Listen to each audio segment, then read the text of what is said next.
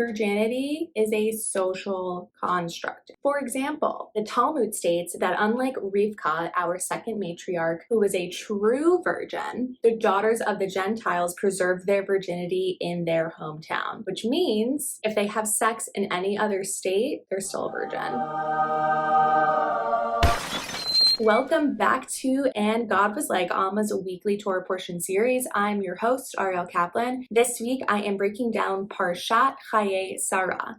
Here we go. Chapter 23. Sarah dies when she's 127 in Kiryat Arba. Abraham mourns his wife's death and he gives just a beautiful eulogy. There's a really dope poem in Proverbs called Eshet Chayil, Woman of Valor. We say this poem on Shabbat to honor the lady of the house. Some people think that Eshet Chayil is actually Abraham's eulogy for Sarah, and other people think that King Solomon's the one who wrote it for his late mother, Queen Bathsheba. But I mean, it's obviously for Sarah, just listen to the lyrics, the text. Strength and dignity are her clothing, and she laughs at the time to come. She opens her mouth with wisdom, and the law of kindness is on her tongue. And that is just the most beautiful way to call your wife a blowjob queen. Now Abraham has to buy a plot of land to bury Sarah from it is taking all of my strength not to call them the Hittites. Everybody loves Abraham. He's like the playboy of Canaan. The Hittites want to give him the land for free, but he is so bent on paying for it. Because here's the thing. Even though he dwells in Canaan right now, he knows that he's not going to get the land for another 400 years. And so he wants to legally pay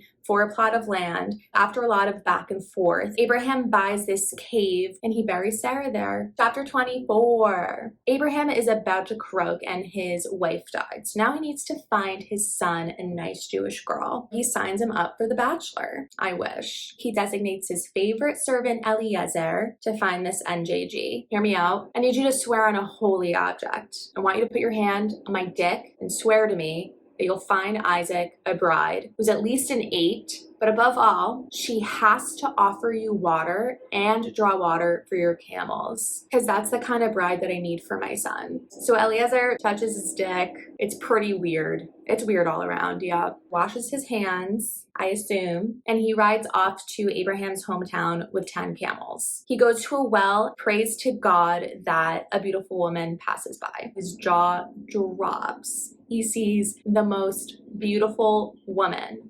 Rivka. She's 12 or 14, the jury's still out. Practically led by his throbbing erection, Eliezer runs over to Rivka, asks for water, she gives it to him, and then he gives her a nose ring and 2 gold armbands, asks her if he can stay the night, and who's her daddy. Rivka is Abraham's nephew's daughter, so we're getting better at the incest. Eliezer goes to Rivka's parents' house. They prepare him dinner, and he's like, I cannot eat this until I tell you my tale. Rivka's family did not trust Eliezer, and so they put poison in his food. An angel switched his plate of food with Bethuel's, and so Bethuel eats it and he dies. That's what you get for cock blocking. So the next morning, Eliezer is ready to leave, but Rivka's brother Lavan and her mom are like, no, just 10 more days. And Rivka is like, I'm gonna go get hitched with this Hugh Hefner fella,